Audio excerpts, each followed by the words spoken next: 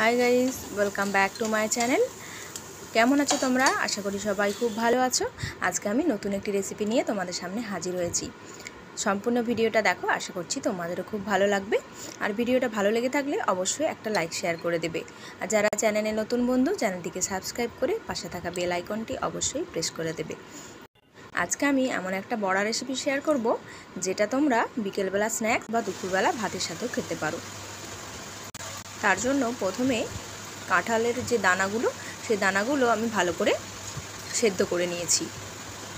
Pressure কুকারে একটা বা দুটো সিটি দিয়ে ভালো করে সেদ্ধ করে নিতে হবে। আর হাতে করে একটু ম্যাশ করে নিচ্ছি। দেখো ঠিক এভাবে করে নিতে হবে।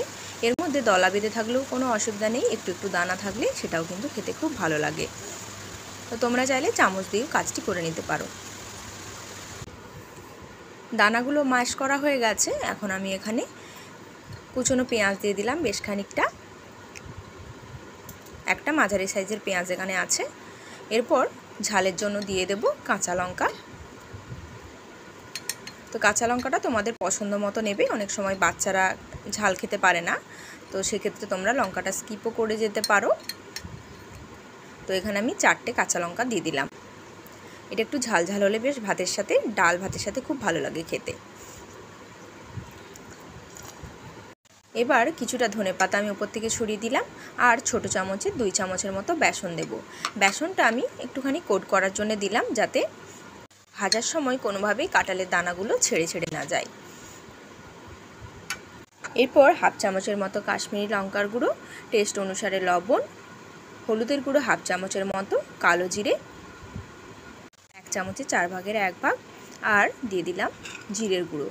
সমস্ত কিছু খুব ভালো করে হাত দিয়ে মেখে নেব। এখানে কিন্তু একটুও জল ব্যবহার করা যাবে না। জল ব্যবহার করলে নরম নরম হয়ে যাবে, তখন ভাজার সময় বড়াগুলো কিন্তু ভেঙে যেতে পারে। তাই জল না দিয়ে আগে মেখে নেবে। যদি মনে হয় যে প্রয়োজন হবে জল, তখন একটুখানি জল ইউজ করতে পারো। আর 2 থেকে 5 মিনিটের মতো একটু রেস্টে রেখে দিলেই কিন্তু অনেকটা ভেজা ভেজা হয়ে যাবে, কারণ পেঁয়াজ থেকে অনেকটাই জল বেরোবে। তো এবার আমি হাতের সাহায্যে এরকম গোল গোল করে একটু চ্যাপটা করে নিচ্ছি, ঠিক বড়ার আকারে করে নিচ্ছি। আর দেখো কতটা শক্ত আছে, দেখতেই পাচ্ছ জিনিসটা। বড়াগুলো কিন্তু ঠিক এইভাবেই মাপ করে করে নিতে হবে। তো প্রত্যেকটা বড়া আমি একই মাপের করে নিচ্ছি। তোমরা যদি নিরামিষ বানাতে চাও, সেক্ষেত্রে পেঁয়াজটা স্কিপ করে যাবে। একটু আদা কুড়িয়ে নিয়ে তারপর এখানে দিয়ে দিতে পারো। আর একটু গরম মশলার গুঁড়ো দিয়ে দিবে যদি নিরামিষ বানাতে চাও। আর দেখো ফ্রাইং প্যানটা খুব ভালো করে গরম করে নিয়ে তাতে আমি 3 চামচের মতো তেল দিয়ে দিয়েছি। এটা কিন্তু ডুবো তেলে একদমই ভাজা যাবে না,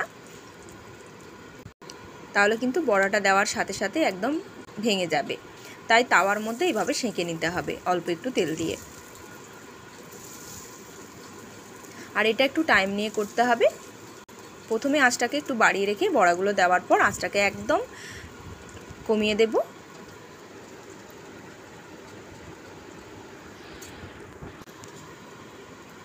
হালকা আঁচে একদম বড়াগুলো ভেজে নিতে হবে। এক পিঠ হয়ে গেলে অপর পিঠ আমি উল্টে দিচ্ছি। তো এইভাবে করে আমি 2 থেকে 3 বার উল্টে পাল্টে ভেজে নেব। তাতে কি হবে, ওপরটা একদম ক্রিস্পি হবে আর ভেতরটা একদম নরম থাকবে।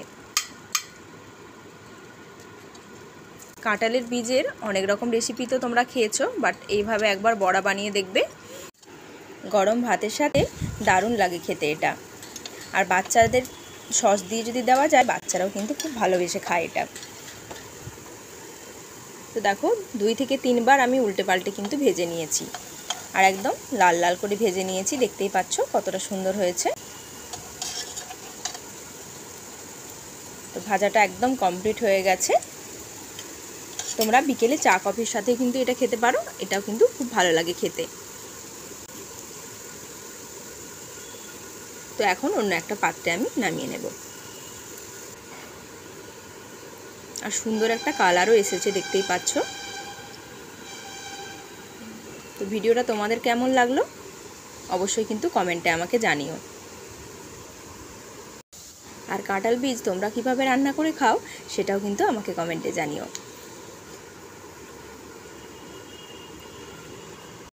ভিডিওটা ভালো লাগলে অবশ্যই একটা লাইক করে দিও আর বন্ধুদের মধ্যে শেয়ার করে দিও।